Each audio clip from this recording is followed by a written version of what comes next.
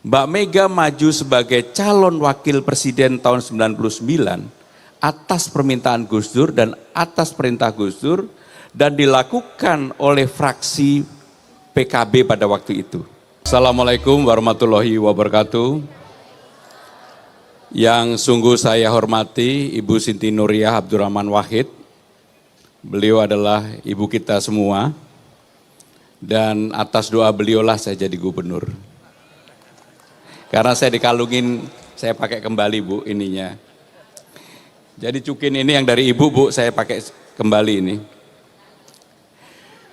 Para kiai, alim ulama, tokoh masyarakat, tokoh agama, dan para menteri yang hadir, yang mohon maaf tidak bisa saya sebutkan satu persatu. Saya mengenal Gus Dur dari dekat sejak tahun 86. Ketika saya menjadi ketua Dewan Mahasiswa ITB yang disebut dengan FKHJ pada waktu itu, kami sering berdiskusi, berinteraksi dengan Gus Dur pada waktu itu. Hari ini saya akan menyampaikan 3 hal, bukan karena nomor saya nomor 3, tapi 3 hal. Yang pertama, saya ingin menyambung pasal yang disampaikan oleh Mbak Khofifah yang menjadi Gubernur Jawa Timur. Padahal Gus Dur sebelumnya, beliau menyampaikan bahwa Mbak Mega maju sebagai calon wakil presiden tahun 99 atas permintaan Gus Dur dan atas perintah Gus Dur dan dilakukan oleh fraksi PKB pada waktu itu. Kebetulan sayalah yang menyiapkan administrasinya, karena tidak ada yang mau pada waktu itu untuk menyiapkan, saya ditugaskan oleh almarhum Pak Taufik dan Ibu Mega untuk menyiapkan. Jadi apa yang disampaikan oleh Mbak Khofifah pada waktu itu, saya ingin menyambungkan pasalnya bahwa itu benar. Sepenuhnya adalah arahan dan permintaan Presiden Abdurrahman Wahid pada waktu itu. Itu yang pertama. Yang kedua, saya juga menjadi saksi ketika Gus Dur dan Mbak Mega yang pada waktu itu dalam kondisi yang berseberangan dan agak sulit untuk dipersatukan, tiba-tiba Mas Taufik menghubungin saya almarhum, Pram, Gus Dur pengen ketemu. Pada waktu itu saya udah menjadi sekjen partai, Gus Dur pengen ketemu. Dan saya akhirnya dengan Mas Taufik dan salah satu pengusaha, mohon maaf saya tidak sebutkan namanya, tapi pengusaha ini sangat terkenal sekali yang dekat dengan Gus Dur dan juga dekat dengan Mbak Mega. Gus Dur menyampaikan, aku pengen ketemu mbakmu, Mbak Mega maksudnya. Dan pada waktu itu kemudian saya ke Ibu, ke Mbak Mega, Mbak Gus Dur pengen ketemu. Coba kamu tanyakan apa yang menjadi keinginan beliau. Kebetulan tadi sore saya sama Bang Rano diterima Mbak Mega. Dan ini saya ulangi apa yang disampaikan Mbak Mega dan kebetulan saya pelakunya. Gus Dur pengen dimasakin nasi goreng. Maka saya menyampaikan ke Mbak Mega, Mbak, Gus Dur pengen dimasakin nasi goreng yang dimasak oleh Mbak Mega sendiri. Dan saya menjadi saksi dimasak sendiri oleh Ibu di Kebagusan. Akhirnya bertemulah dengan Ibu Mega setelah sekian waktu Gus Dur tidak bertemu dengan Bu Mega. Dan ini permintaan Gus Dur menunjukkan begitu jembar hatinya Gus Dur. Begitu luasnya Gus Dur. Dan ketika pertemuan itu terjadi, Mbak Mega minta hanya saya yang jadi pelayan Bu Sinta pada waktu itu. Menyiapkan minum, air putih, dan makanan dan sebagainya yang disiapkan oleh Mbak Mega sendiri. Jadi tadi sebelum berangkat saksinya Bang Dul, Bang Rano Karno, saya menyampaikan kepada Mbak Mega, Mbak saya akan ke tempatnya Haul Gus Dur, beliau menyampaikan tolong sampaikan ke Mbak, saya titip salam hangat dari saya. Maka ini saya sampaikan kepada Bu Sinta. Yang ketiga, Gus Dur tidak pernah lekang dengan waktu dengan berbagai caranya untuk membantu seseorang. Kurang lebih 2 bulan yang lalu, saya diminta ketemu Mbak Yeni Wahid, ada di belakang Mbak Yeni. Saksinya Mbak Yeni, yang tahu hanya saya dan Mbak Yeni, nggak ada orang lain yang tahu. Saya diajak masuk ke ruangannya Mbak Yeni, dipertemukan seseorang. Saya nggak sebut namanya, yang tahu cuma saya sama Mbak Yeni. Dan orang ini mengatakan, Mas, harus pergi ke tempat ziarah, ke tempat Gus Dur. Mbak Yeni betul kan? Saksinya Mbak Yeni. Dengan berbagai cara karena kesibukan yang ada, saya ziarah ke tempat Gus Dur. Pada waktu itu ditemani oleh Gus Kikin, Tebu Ireng.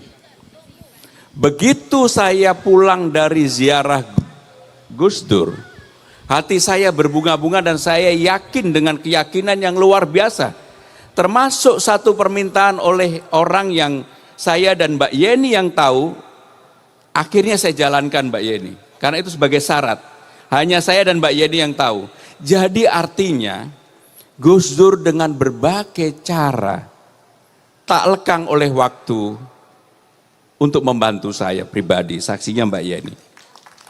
Maka ketika saya berziarah, saya memohon, meminta, mendoakan Gus Dur, dan sekaligus karena saya udah kenal lama sekali dengan Gus Dur, termasuk saya juga bersyukur ketika Gus Dur wafat, saya pada waktu itu ada di rumah sakit. Sehingga dengan demikian perjalanan panjang saya merasa salah seorang yang dipilih oleh Gus Dur untuk hadir dalam momen-momen dalam banyak hal. Kalau saya ngomong tentang yang terakhir, kalau bukan karena Mbak Yeni, saya nggak buka Mbak, karena ini tadi Mbak Yeni mengebu-ngebu, dan saya melihat begitu Mbak Yeni yang di luar dugaan, pidatonya yang biasanya nggak biasa-biasa, ini pidatonya sangat Gus Durian banget, sehingga dengan demikian saya menyampaikan yang ketiga tadi. Ibu Sinta, Bapak Ibu sekalian, sekali lagi terima kasih. Dan kita semua mendoakan Gus Dur semoga apa yang menjadi peninggalan Gus Dur, apa yang diperjuangkan oleh Gus Dur, mudah-mudahan kita bisa teruskan bersama. Terima kasih. Wassalamualaikum warahmatullahi wabarakatuh. Alhamdulillah. Alhamdulillahil qail fi kitabil aziz. Wala tahsabanna alladhina qutilu fi sabilillahi amwata bal ahya 'inda rabbihim yurzaqun. Wa qala aidan wa ma arsalna min rasulin illa liyuta'a bi idznillah walau annahum izzalamu anfusahum ja'uka fastaghfirullah wastaghfara lahumur rasul lawajidullaha tawwabur rahima. Wa aidan qala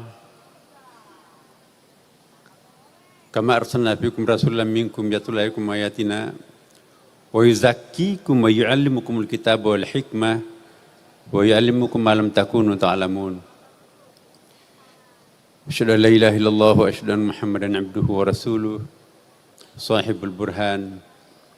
Allahumma salli wa sallim ala sayyidina wa habibina wa syafi'ina wa maulana wa atba'ina Muhammadin sallallahu alaihi wasallam, yang sama-sama kita muliakan, kita hormati, kita doakan sehat dan panjang umur Ibunda Hajah Siti Nuriyah Abdurrahman Wahid beserta seluruh zuriatnya yang hadir pada kesempatan ini maupun yang satu ada di Australia dalam rangka penyelesaian terakhir untuk PhD-nya. Yang saya hormati para menteri pada masanya dan juga pada saat ini hadir beberapa orang, wakil menteri, tokoh masyarakat, dan juga para alim ulama, para seniman, budayawan, sampai kepada masyarakat yang majhulun fil ard tapi mungkin ma'lumun fis sama. Bapak Ibu sekalian, ayat yang saya bacakan tadi, wala tahsabanna alladhina qutilu fi sabilillahi amwata. Janganlah kalian menyangka orang yang mati di jalan Allah, tetapi dalam tafsir Ibnu Ajibah dan beberapa tafsir yang lain banyak sekali pengertiannya apa yang dimaksud ayat ini.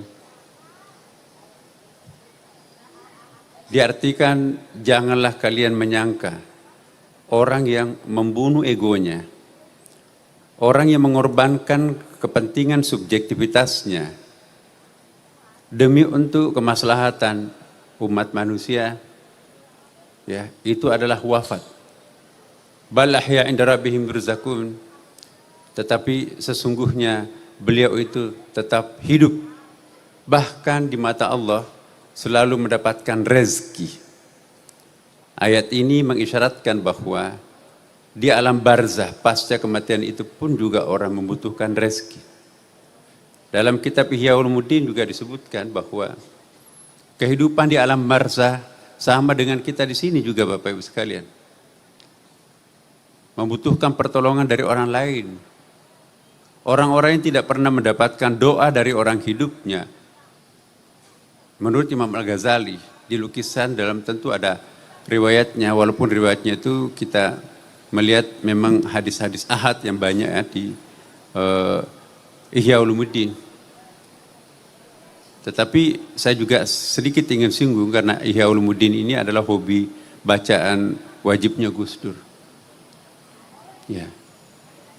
Ada seorang murid Imam Al-Ghazali mengatakan, "Ya Syekh, saya kok menemukan beberapa hadis di dalam Ihya Ulumuddin. Saya tidak temukan di dalam kitab-kitab hadis. Ta'ala walad sinina. Saya tidak pernah mengutip sebuah hadis dalam Ihya tanpa konfirmasi dulu kepada Rasulullah. Ya Rasulullah, betul enggak engkau pernah menyampaikan hadis ini?" Sebelum Rasulullah ngangguk pertanda bahwa iya, maka saya tidak tulis dalam Ihya Ulumuddin. Ihya Ulumuddin versi aslinya itu 4 jilid Bapak Ibu sekalian. Ditulis di atas menara masjid Damaskus malam hari. Bayangkan ada sekitar 340 hadis di dalam Ihya Ulumuddin. Kalau setiap hadis itu ditulis, itu tentu harus mengkonfirmasi dulu kepada Rasulullah. Satu saja kitabnya di antara 13 kitab Imam Al-Ghazali itu sudah 340 kali berjumpa Rasulullah. Berapa semester itu? Jadi alangkah miskinnya seorang murid kalau gurunya hanya orang hidup. Bacalah dalam kitab-kitab kuning, Jami' Karamatul Auliya. Ya. 2 jilid tuh. Alangkah miskinnya seorang murid kalau gurunya hanya orang-orang yang hidup. Dan alangkah miskinnya seorang murid kalau gurunya hanya orang. Murid yang sejati juga mampu belajar kepada impersonal teacher, impersonal lecturer, guru yang bukan orang. Nah, di sini kita akan lihat Gus Dur. Saya juga termasuk beberapa kali ikut mendampingi beliau menziarahi makam-makam tertentu. Pengalaman gurunya Wali Songo, Syekh Jamaluddin yang ada di Tosora, Kabupaten Wajo. Pertama kali ke sana itu nggak bisa nembus. Karena kita pinjam sedangnya Pak Profesor Masyihab, batunya sebesar kepala, itu rusak itu mobil itu dan tidak bisa nyampe. Lalu datang lagi kedua kalinya, kita sudah siapkan jeep. Akhirnya ketemulah makam. Di tempat itu nggak ada yang kenal siapa sih sebetulnya ini Syekh Jamaluddin ini. Ya. Syekh Gus Dur pada waktu itu menyatakan inilah guru sejati daripada Wali Songo. Siapa yang memberitahu Gus Dur? Gus Dur nggak memberitahu. Belakangan kami ke Malaysia. Dan akhir ini banyak orang Malaysia mengunjungi Syekh Jamaluddin di Tosora, Kabupaten Wajo itu betul gurunya Wali Songo. Bapak Ibu sekalian, itulah Imam Al-Ghazali belajar pada Rasulullah. Bukan hanya Imam Al-Ghazali, tapi juga Ibnu Arabi. Dalam kitab Futuhatul Makkiyah 4 jilid, ada versi 6 jilid. Ya, Fususul Hikam juga ada. Sama juga. Ya Syekh, ada ini aneh buku Fususul Hikam ini, kecil 1 jilid itu. Hari ini saya baca redaksinya sama, tapi inspirasi cerdas yang lain muncul. Itu bukan buku saya, nak. Itu pemberian Rasulullah. Jadi dia mimpi diberikan buku betul. Itulah Fususul Hikam. Bahkan judulnya pun juga dari Rasulullah. Khudh hadzal kitab Fususul Hikam. Ensiklopedia para wali, Bapak Ibu sekalian. Banyak sekali mereka itu berguru kepada orang-orang yang sudah wafat. Kita lihat surah Al-Baqarah ayat 64 dan surah An-Nisa 151 tadi saya bacakan itu ya.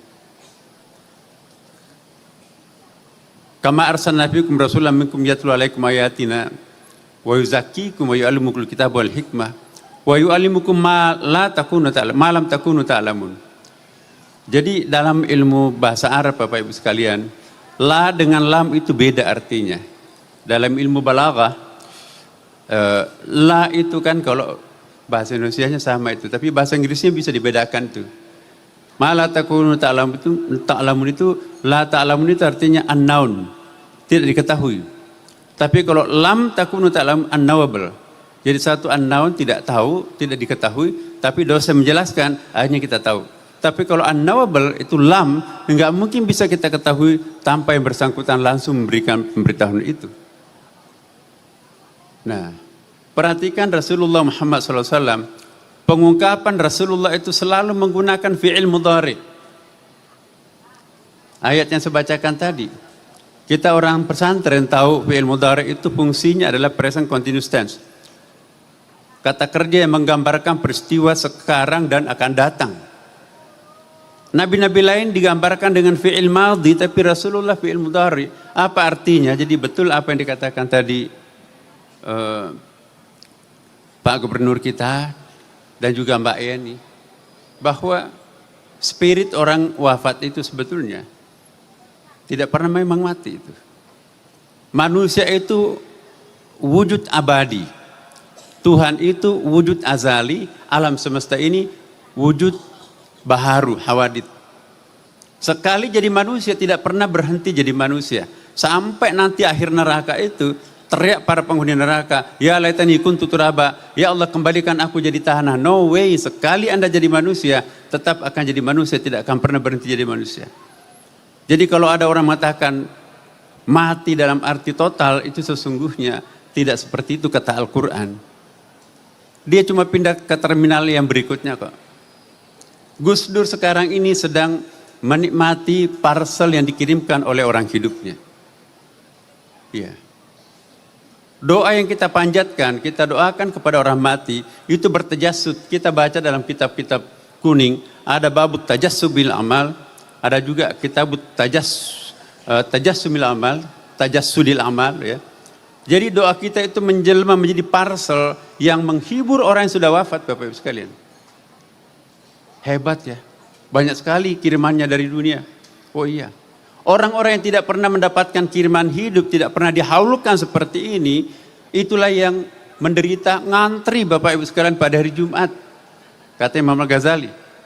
Kenapa hari Jumat? Khutbah kedua ada yang wajib dibaca oleh para khatib. Allahumma ghfiril muslimina wal muslimat wal mu'minina wal mu'minat al ahya minkum wal amwat innaka sami'un qaribun mujibud da'wat rabbil alamin. Begitu kata-kata wal amwat maupun yang sudah wafat ya. Jadi artinya ampunilah muslim laki-laki dan perempuan, mukmin laki-laki dan perempuan, baik yang masih hidup maupun yang sudah wafat. Begitu yang sudah wafat disebutkan bagaikan anak ayam yang ditaburi dengan benih. Ya, rebutan mereka itu. Ada mantan menteri, ada mantan gubernur, rebutan mereka itu. Ya.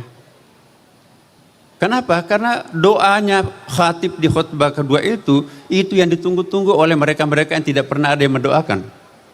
Tapi banyak orang santai di situ duduk. Bapak Ibu kenapa nggak ikut rebutan? Saya nggak perlu rebutan.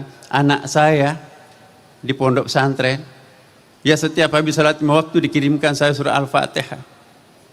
Saya juga banyak anak, tapi nggak ada satupun yang mendoakan. Harta warisan saya diambil, dipoya-poyakan. Tidak lama kemudian, sebagian daripada yang santai-santai itu ikut rebutan. Bapak Ibu kenapa ikut rebutan? Kemarin tidak. Iya, anakku yang rajin mendoakan aku juga sudah wafat, sedangkan cucuku yang kuliah di luar negeri boro-boro berdoa salat pun juga enggak. Nah kita di sini kita melihat tidak gampang untuk memperoleh jamaah yang sedemikian besarnya setiap tahun ini ke-15. Alhamdulillah saya nggak pernah absen ini di haul Gus Dur ini. Ya. Jadi Bapak Ibu sekalian, terakhir saya ingin menyampaikan kepada kita semuanya, mungkin nggak kita meniru sedikit saja dari Gus Dur? Kalau tidak bisa meniru secara total, ini tantangan kita semuanya. Gus Dur itu seperti yang dikatakan tadi Romo Magnis, dia sudah mantap dengan dirinya sendiri. Yang sekarang ini banyak adalah orang yang belum selesai pada dirinya sendiri. Nah, jadi semoga Bapak Ibu sekalian, kita semuanya mendoakan Gus Dur, zuriatnya, doakan orang-orang yang penting dalam hidup kita, maka itu akan bertajasud. Sedikit artinya buat kita, besar artinya buat mereka. Wallahul muwaffiq ila aqwamit thariq. Wassalamualaikum warahmatullahi wabarakatuh.